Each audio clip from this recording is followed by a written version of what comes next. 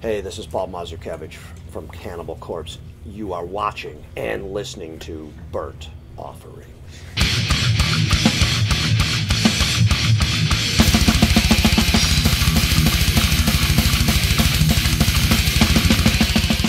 My name's Cecil. I'm of CJLO's Burnt Offerings, and today I'm with Paul Mazurkiewicz of Cannibal Corpse. How's it going? So, first of all, let's start with the right now. You guys recently put out the album Torture, and it's been pretty widely received. I mean, there's been some good reviews in the metal community, but which will lead to my next point.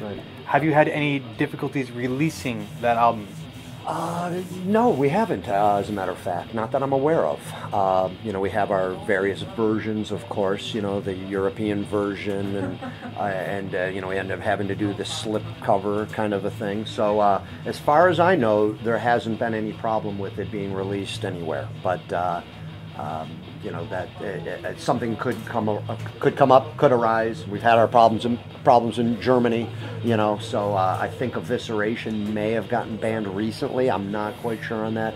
So I think we were almost speculating something might end up happening in Germany with Torture. But as of right now, I don't think anything's going on. I think it's out there everywhere. At one point in time, would you say that this has become easier for you? I know around the mid-90s, they started lifting some of the bans, but when did it actually become less of a real issue? It was somewhere around, I think maybe around 2007, 2008, somewhere around there. We go to Germany again, and the record label, hey, everything's fine. We can play the songs off the first 3 records that we weren't able to play. We can sell these records again. It was like, okay, whatever, what happened? I don't know. I guess it's something we really never thought about too much. So really, in that time frame, the worst problems were occurring then, and it was only in Germany. And really, it was only coming down to, we go to Germany, we can't play songs off the first 3 records. So ever since that was lifted, like I said, 2007, somewhere around there, 2008, we're able to go back to Germany and play the songs off the new records, off the first 3 records. So I would like to ask you now, during the time of this controversy and this ban, leading to a second part of the question, did you find yourselves limited in your songwriting and your creativity? And at this point now, do you find yourself more open? No, not at all. It had nothing to do with creativity whatsoever. It was just going to Germany, not being able to play songs that were already released. That's all it was. And that's any of our bands, were just banning album covers, banning, the albums or what have you. It never for 1 second change any of our thought process or in any way, songwriting and the way we do things or anything. So no, it had no effect whatsoever. You guys had a cameo appearance in the Jim Carrey movie Ace Ventura: Pet Detective. Right. Did that have were there any problems with it, any difficulties because of this controversy? No. I mean, that was, everything seemed smooth with that whole scenario, the way we got to do the movie and all the whole after effect and everything like that.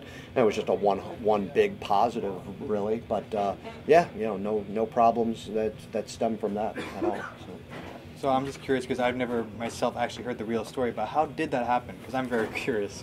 Well, the way we got to do the movie was that Jim was a fan of death metal, was a fan of Cannibal Corpse, and he basically wanted us to be in his movie. I mean, it was pretty much as simple as that. We were living in Buffalo still at the time, and we got a call from Metal Blade saying that they got a call from Jim Carrey or his people or what have you. He's making a movie, wants Cannibal Corpse to be involved, he wants us to be in this movie. So we were, wow, okay, this is crazy, weird.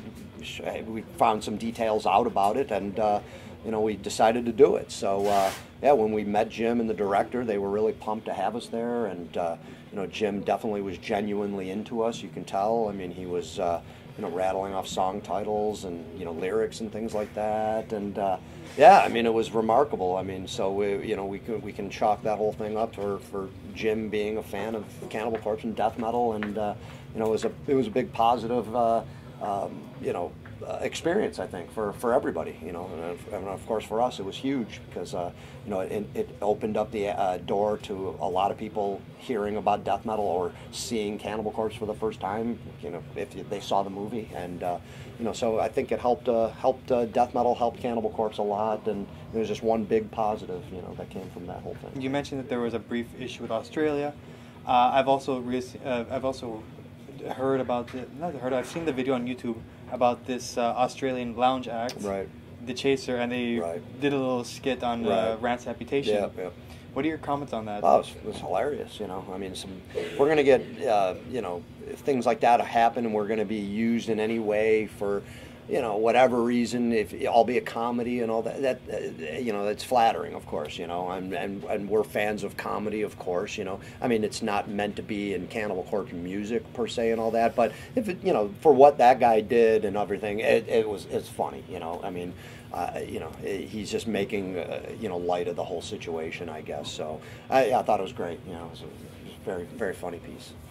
Speaking of making light of the situation, I'll be honest with you. You are the first death metal act I've ever really interviewed. Oh, cool. So I'm curious to know what goes through the minds of you guys when you go into the creative process in songwriting. I don't assume you're relaxing and having a beer and just joking around about it. I'm sure there's a certain mind frame involved. Well, yeah, I mean, you know, when we're writing the songs, of course, like I said, we take ourselves very serious in what we do.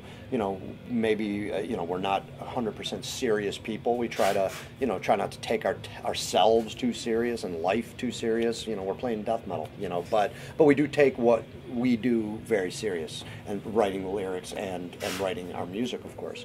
But yeah, I think it's been in us for so long now. You know, we've been a band for 24 years, and we've, you know, written hundreds of songs, and, you know, we've been doing it for so long that, you know, I think now it just comes out down to where, all right, you know, we got to write an album, you know, so you just get into that mindset of, you know, okay, everybody starts writing some songs and, you know, really plugging away, you know, take an initiative of just, you know, dealing with that, the job at hand kind of thing. And I'm no different when it comes to, you know, me writing my lyrics. I write a lot of lyrics for Cannibal Corpse. Well, you say that's it now. It's, you get yourself in the mode, you sit down, you decide, let's do this, you get to work. But what about back in the day when you first started out? I don't think it just came to you. I'm sure there was a little bit more of a process involved. You know, it was a little more sporadic of a process, probably. You know, like, because now if you're looking at the credits, you look how things are written, or you've seen the videos of us in the studio. You know, things are done more. You know, probably a little bit more.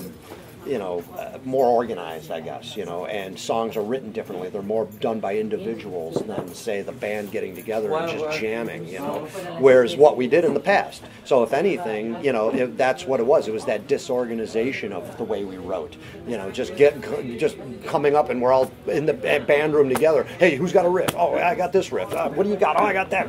You know, before you know it, there's, you know, 10 riffs are being thrown around by various people, and then you have a song, you know, and there's not much thought behind it. It's not like you're sitting there going, oh, well, let's think about this. No, let's think this out more. No, the song's done. Let's move on, you know. I mean, so if anything, it was just done a lot more freewheeling in that way back in the day. And now it's, of course, more of a process, more thought out, you know, more organized. So, you know, that's the big difference, really. You know, who's to say what's better, you know, because I think we got some great songs that we wrote in the past that literally were probably written, you know, in a half hour, you know, where we just, yeah, you put the riffs together, you arrange it real quick, and then you don't think about it. The song's done, you know. So I have one last question for you, and this is strictly out of curiosity. What's your day-to-day life like when you're not doing the Cannibal Corpse thing? Yeah, it's just a normal life like anybody else. I mean, we have our interests and our families and all that kind of stuff, and you know, my life consists of, you know, being with my wife and my daughter, and, you know, we have our animals, and, you know, just you know, living a normal life like anybody else kind of a thing, you know. You know, I play ice hockey still and all that, so you know, when I'm home, I'm doing that, and you know, that's about it. You know, wanting to be with you know, the family, and just enjoying home life. Like.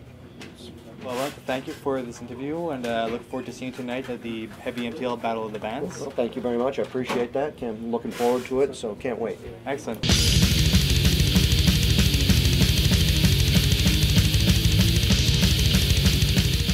Like anybody else. So. Mr. Mazurkiewicz, family man. That's right. Death metal drummer. That's right. Don't forget it.